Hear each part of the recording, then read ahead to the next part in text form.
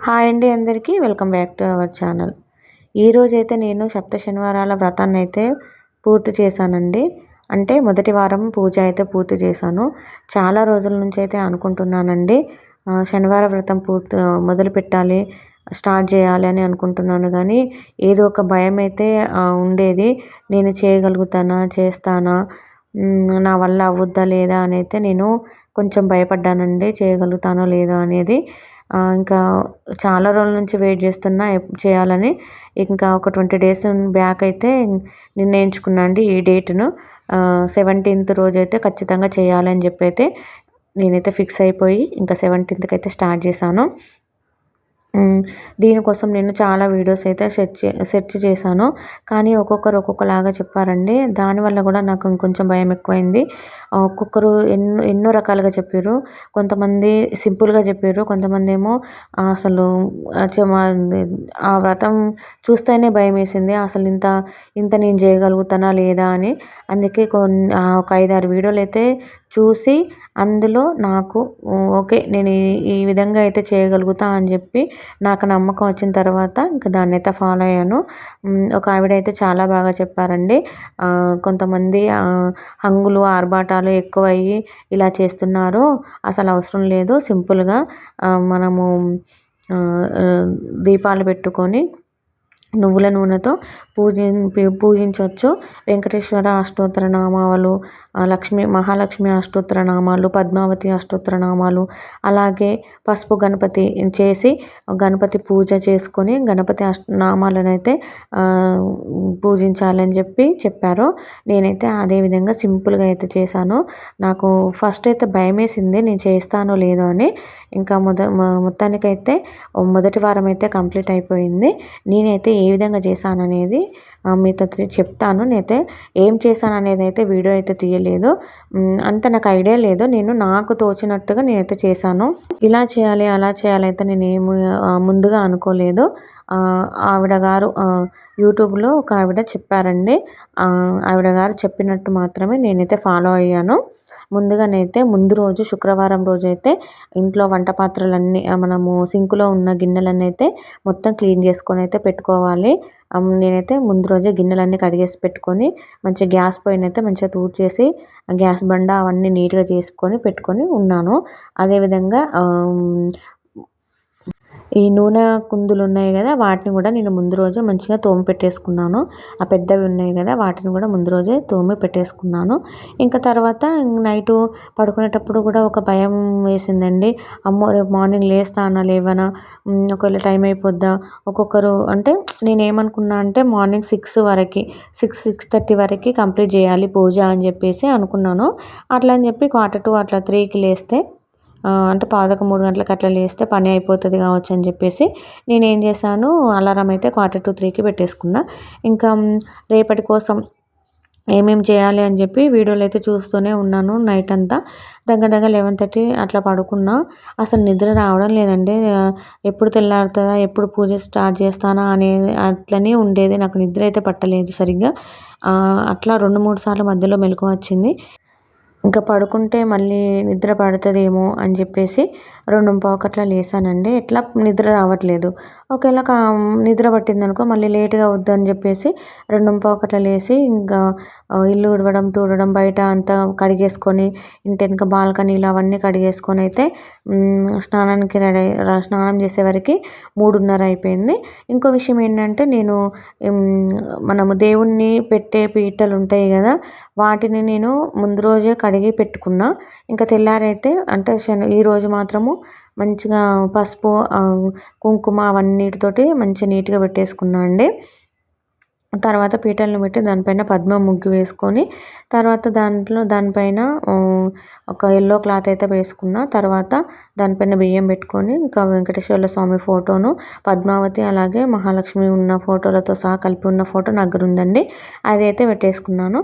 తర్వాత మొత్తం అలంకరించుకొని ఇంకా ముడుపైతే కట్టేసుకుంటున్నానండి. నేను నా కోరికను నా మనసులో తలుచుకుంటూ నా కోరిక నెరవేర్చు తండ్రి అని తలుచుకుంటూ 7 లవంగాలు, 7 యాలకులు, పచ్చకర్పూరము, కొంచెం జవ్వాది, కొంచెం పసుపు కుంకుమ, అలాగే కొన్ని అక్షింతలు ఇవన్నీ వేసి అలాగే పోకలు 7 ఖర్జూరాలు 7 ఇవన్నీ కూడా వేసి ఒక తులసి దళం అందులో వేసి మనం ఇవన్నీ వేస్తూ మన మనసులోని కోరికను సంకల్పించుకోవాలన్నమాట.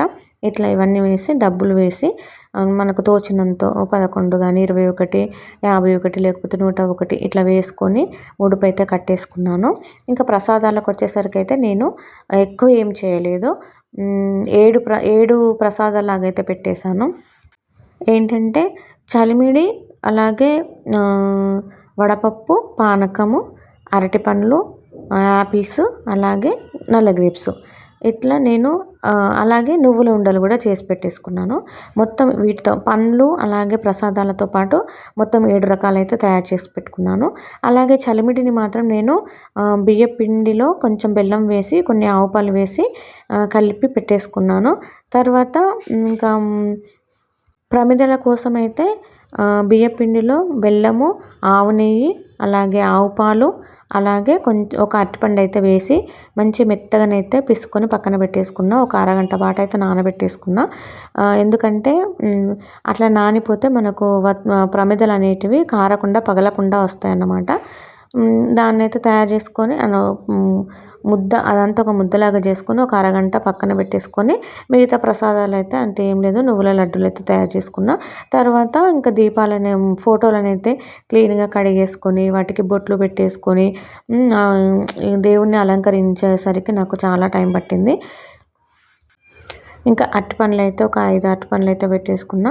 అలాగే ఒక్కొక్క ప్రమిదలో 7 వత్తులు కలిపి ఒక వత్తిగా చేసి 7 ప్రమిదలలో ఒక్కొక్క వత్తి పెట్టేసి ఇంకా దానికి కొంచెము మనకు వత్తులు మంచిగా వెలగాలంటే దానికి కర్పూరం ఉంటుంది కదా, దాన్ని కొంచెం ఇట్లా చింపుకొని మనకు వత్తులకి అంటిస్తూ ముట్టిస్తే చాలా మంచిగా వెలిగినాయండి. ఇంకా పైననేమో దీపపు కుందుల్లో నువ్వుల నూనె వేసుకొని 3 దీపాలైతే వెలిగించి పెట్టేసుకున్నాను.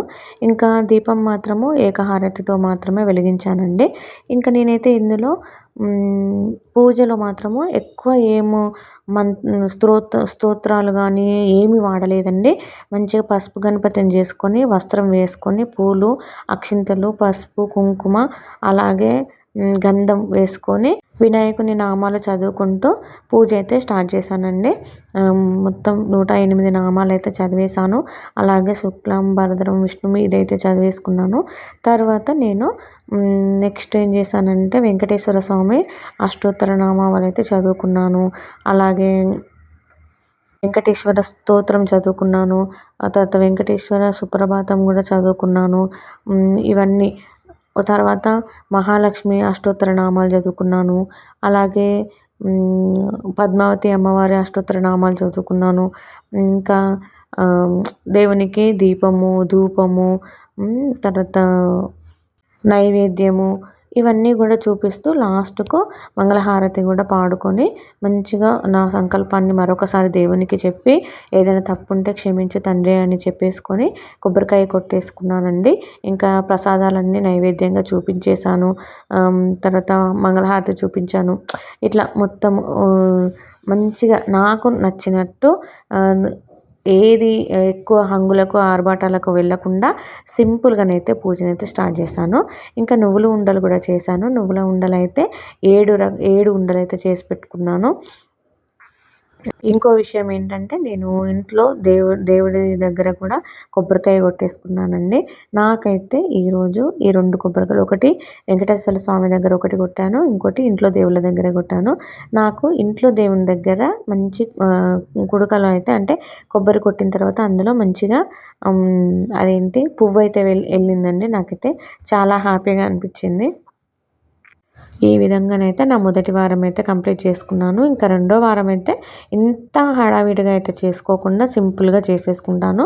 ప్రసాదాలు మట్టుకు నేనైతే అప్పుడు పానకం, వడపప్పు, తర్వాత చలిమిడి అలాగే ఏదైనా ఒక ప్రసాదం చేసి పెడతాను.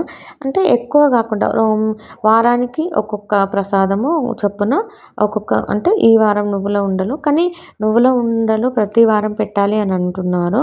అది మాత్రం సరిగ్గా తెలుసుకొని అయితే పెడతాను. ఎందుకంటే ప్రతిసారి ఇంత పెద్దగా చేయాలంటే కూడా కష్టమవుద్దండి. నాకైతే 2:30 నుంచి 6:30 అయిపోయింది. 6:30 వరకైతే చేస్తూనే ఉన్నానండి. దేవుణ్ణి అలంకరించడం అయితే చాలా టైం పట్టింది.